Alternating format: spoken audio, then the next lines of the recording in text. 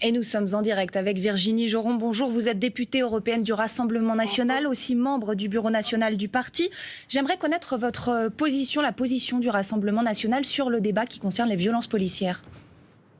Je crois que Marine a été claire sur le sujet.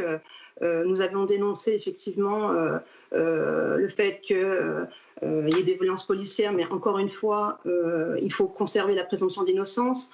Rentrer dans ce débat qui me semble un petit peu déconnecté de la réalité.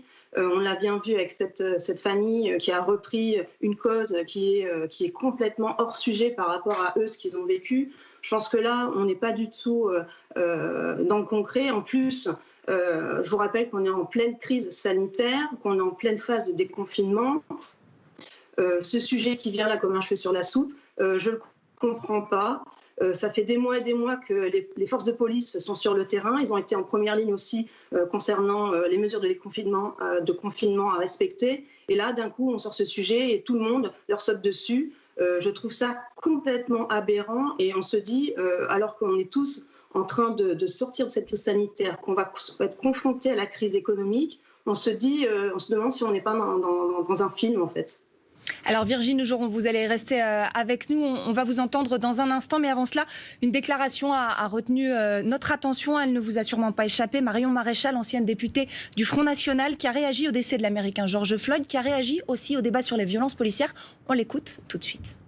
Moi, je refuserais de mettre un genou à terre, comme le souhaiterait manifestement le ministre de l'Intérieur, parce que je crois qu'à travers ce geste, tous ces groupes militants dits de gauche, rappelons-le quand même, dits antiracistes, indigénistes, Black Lives Matter, en réalité, ils ne cherchent pas le respect, mais ils cherchent l'humiliation, la soumission, bien plus que la tolérance.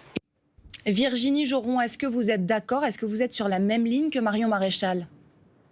Alors, je ne dis pas la même ligne, mais en tout cas, c'est quelque chose qui est partagé par beaucoup de Français. Je ne comprends pas effectivement cette démarche de soumission. D'un coup, il faut adhérer à un fait qui est pas français. D'un coup, on ressort l'histoire des violences policières.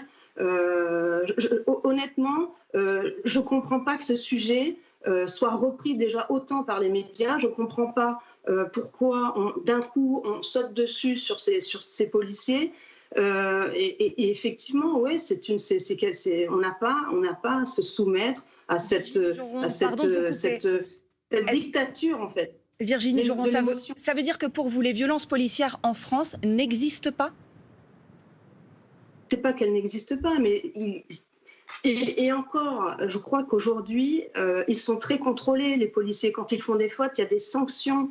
Je crois qu'aujourd'hui, on a mis un zoom sur des violences policières qui, pour moi, ne sont pas, l'objet de toutes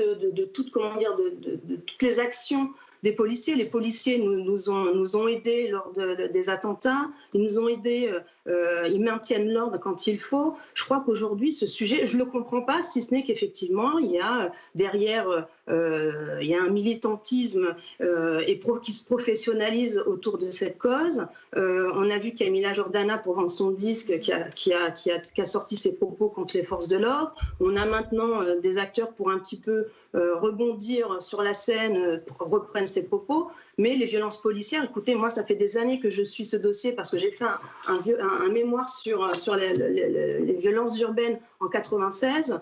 Il n'y avait pas plus de violences policières qu'aujourd'hui. Ils sont très contrôlés, ils sont sanctionnés quand il faut. Je crois qu'aujourd'hui, il y a une inversion des valeurs. C'est-à-dire qu'ils font leur travail, ils sont très cadrés et c'est toujours...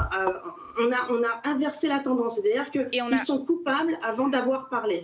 Et on a bien compris votre point de vue à ce sujet. Une dernière question rapidement sur la crise économique qui se profile en France. Comment est-ce que vous envisagez-vous de l'appréhender?